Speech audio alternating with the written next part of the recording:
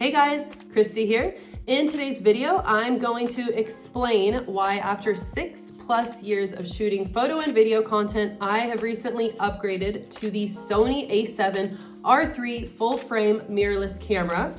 I'm not gonna make this video too technical, but rather I want to explain what I use this camera for, who I would recommend it to, as well as show some sample photos and video clips.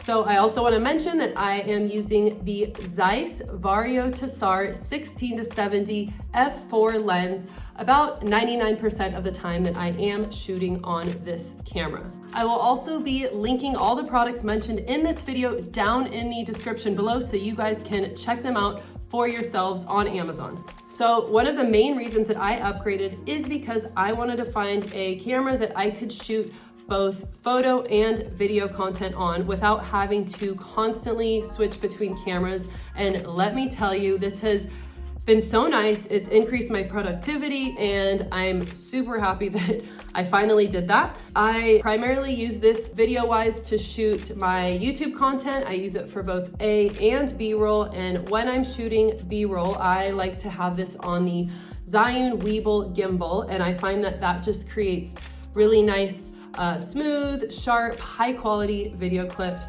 perfect for B-roll. This thing also has super fast autofocus, which has been a game changer, let me tell you. And photography wise, I use this for a lot of my client work, or actually all of my client work. And I really wanted to upgrade to something that had higher resolution so that I could give clients the option to blow the photos up and hang them on their walls.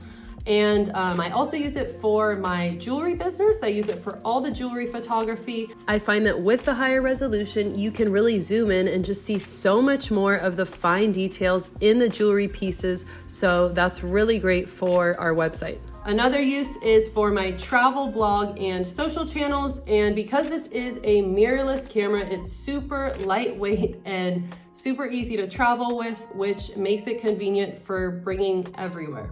So who would I recommend this camera to? This is great, obviously, for professionals if you're looking for something to shoot both photo and video content and you need something that has higher resolution. I would also recommend it to beginners if you're someone who foresees yourself in the future doing both photo and video content.